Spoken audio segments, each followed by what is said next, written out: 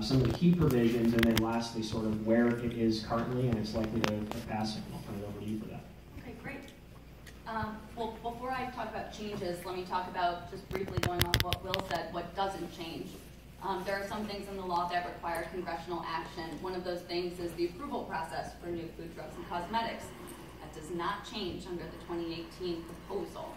So while there might be some progression here, you don't actually see any actual changes in having new products in the market. So that's what doesn't change.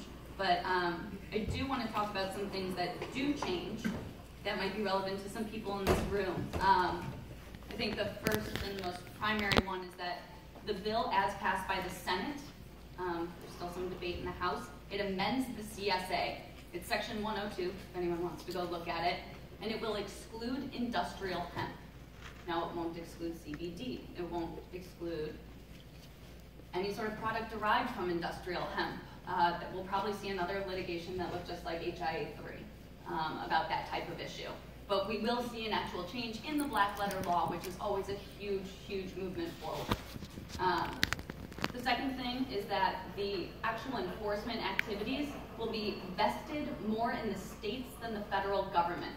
And I'll get into why that is in just a little bit, but one of the big things that that does is it opens up tribal lands to be able to grow cannabis. The other small thing I wanted to mention was that federal crop insurance, other government benefit programs to sustain your lands, things that are important to actual farmers, the cannabis growers will be able to opt into a lot of those programs should the Senate version go through. Now, one of the things that the last small thing that I wanted to mention is that I'm going to get into this area of the plans and who will be permitted under the 2018 bill to get involved with cannabis. But one of the big distinctions